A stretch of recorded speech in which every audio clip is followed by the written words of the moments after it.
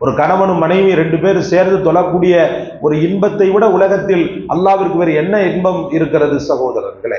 அதனால தஹஜ்ஜுடைய பேணுதல் நம்மோடு சேர்த்து நம்முடைய மனைவிக்கு கொண்டு வரணும். அவங்களுக்கு அது சம்பந்தப்பட்ட சிறப்பை சொல்லிக்கொண்டே இருக்கணும். எதையும் சாதித்து விடலாம் தஹஜ்ஜத்தில் அப்படின்றது ஒரு உத்வேகத்தை, ஒரு புஷ்ஷிங்கை கொடுத்துக்கிட்டே இருக்கணும். பிஸ்மில்லாஹிர் ரஹ்மானிர் ரஹீம். எவர் தஹஜ்ஜத் தொழுகையில் 10 ஆயத்துக்களை ஓதுவாரோ அவர் அந்த இரவில் அல்லாஹு தாலாவை மறந்த மறதியாளர்களில் எழுதப்பட மாட்டார். எவர் 100 ஆயத்துக்களை ஓதுவாரோ அவர் வணக்கசாலிகளில் எழுப்பப்படுவார். எவர் 1000 ஆயத்துக்களை ஓதுவாரோ அவர் கின்தார் குவியலுக்கு சமமான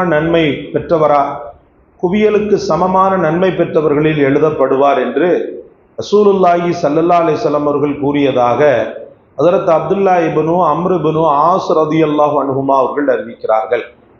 கின்தார் என்பது 12,000 ஊக்கியாக்களை கொண்டது. ஒவ்வொரு ஊக்கியாவும் வானம் பூமிக்கிடையே உள்ள எல்லா பொருட்களை விடவும் மேலானது என்று நபி ஸல்லல்லாஹு அலைஹி வஸல்லம் அவர்கள் கூறியதாக ஹஜ்ரத் அபூ ஹுரைரா ரலியல்லாஹு அவர்கள் அறிவிக்கிறார்கள்.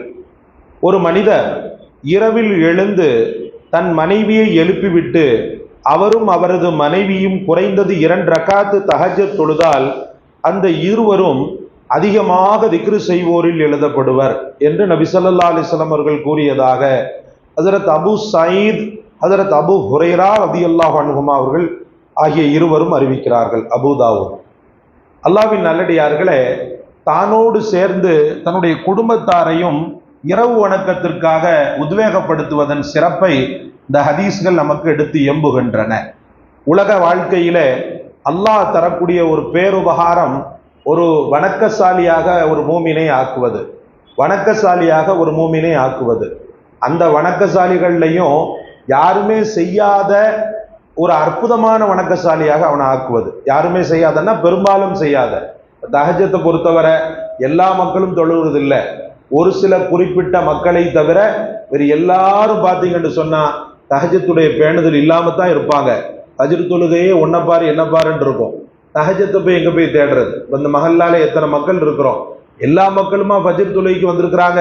அப்ப அது சம்பந்தப்பட்ட ஞானமும் அது சம்பந்தப்பட்ட ஒரு ஃபதுல் சிறப்பும் யாருக்கு கொடுக்கப்பட்டிருக்கிறதோ, அல்லாஹ் யாரை கருணை காட்டியிருக்கிறானோ அந்த மக்கள் தான் தஹஜ்ஜத் என்று சொல்லக்கூடிய பேணுதலை கடைபிடிப்பாங்க.